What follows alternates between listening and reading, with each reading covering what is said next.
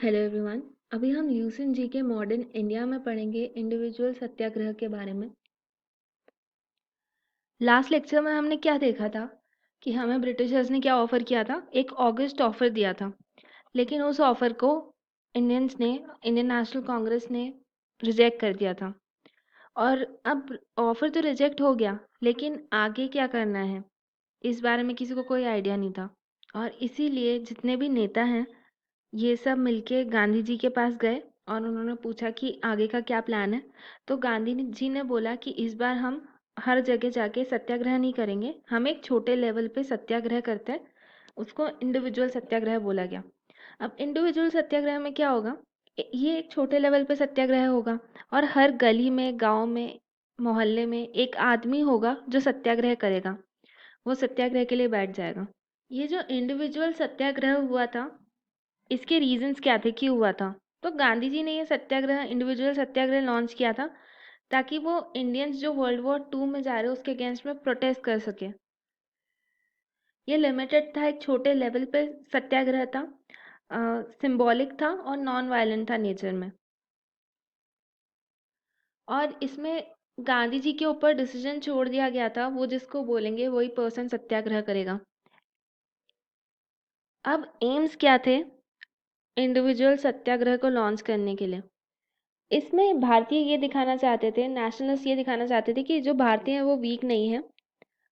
और ये एक्सप्रेस करने का एक तरीका था कि हमारे जो लोग हैं वो इंटरेस्टेड नहीं है वर्ल्ड वॉर में, हमारा वर्ल्ड वॉर से लेना देना नहीं है। हम वर्ल्ड वॉर में क्यों जाए, हमें फ्रीडम ऑफ एक्सप्रेशन क्यों नहीं दिया जा रहा है। ये एक ये एक तरीके की अपॉर्चुनिटी दी गई थी ब्रिटिश गवर्नमेंट को कि वो कांग्रेस की डिमांड पीसफुली मान जाए। अगर हम अभी देखें तो इंडिविजुअल सत्याग्रह रखा क्यों गया था, तो हमारी जो मेन डिमांड थी वो ये थी कि हमें वॉर में पार्टिसिपेट नहीं करना, हमें फ्रीडम ऑफ स्पीच चाहिए to protest against participation in war. जब हमारा वर्ल्ड वॉर से कुछ लेना देना नहीं है, आपने हमसे बिना पूछे हमें वर्ल्ड वॉर का एक पार्ट बना दिया, हमसे तो कुछ, हमारा कुछ उस वॉर से मतलब भी नहीं है। तो जब हम लोग चाहते ही नहीं है कि हम उस वॉर का हिस्सा बने, तो आप कैसे हमें वर्ल्ड वॉर टू का पार्टिसिपेंट बना सकते हैं? इस सत्याग्रह में एक दिल्ली चलो मूवमेंट भी था, लेकिन ये इतना सक्सेसफुल नहीं था क्योंकि ज़्यादा लोग दिल्ली गए नहीं थे, तो ये मूवमेंट थोड़ा सा अनसक्सेसफुल रहा। जो सबसे पहले सत्याग्रह पर्सन थे जिन्होंने बोला कि मैं सत्याग्रह करूंगा, वो थे आचार्य विनोबा भावे। ये आगे चल के हम इनके बारे में पढ़ेंगे। ये जो भूदान आंदोलन हुआ था आज़ादी के बाद, उसमें भी इनका नाम आता है। और ये जो भूदान मूवमेंट हुआ था वो कहाँ हुआ था? पोचमपल्ली, आंध्र प्रदेश में, 1951 में।